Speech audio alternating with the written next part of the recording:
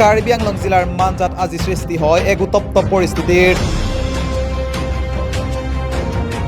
এগৰাকী 16 বছৰীয়া কিশোৰীক যৌন নিৰ্যাতন চলোৱাৰ অভিযোগত স্থানীয় ৰাইজে দোষীক কঠোৰ শাস্তি বিহাৰ দাবীত মানজা থানাৰ সন্মুখত তীব্ৰ প্ৰতিবাদ সাব্যস্ত কৰে।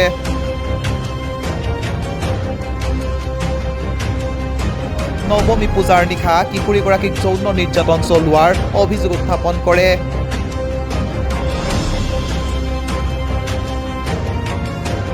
ইতিমধ্যে ঘটনা সন্দৰ্ভত আৰক্ষীয়ে আটক কৰিছে মুনু আলী নামৰ এজন যুৱকক।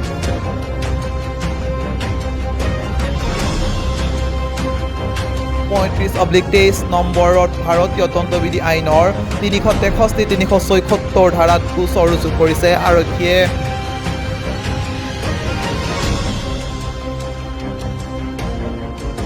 উত্তেজিত লোকে অভিযুক্তৰ ঘৰৰো ক্ষতিসাধন কৰে।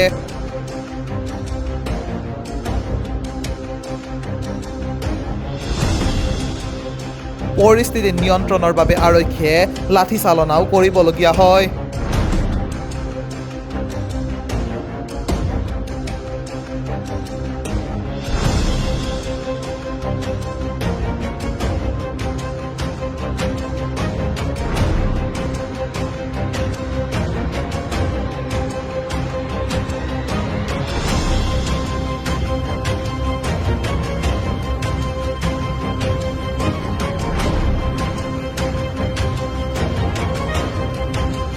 News Desk Report, News 12 Home Northeast.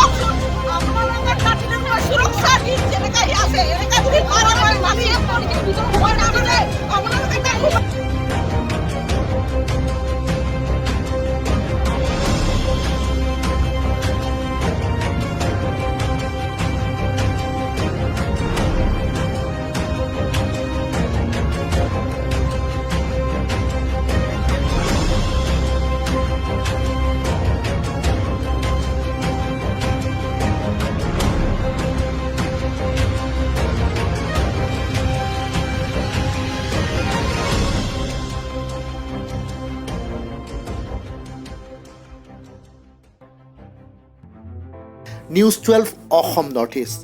যাত্ৰা আমাৰ অবিৰত, সংকল্প অপ্ৰতিৰোধ্য।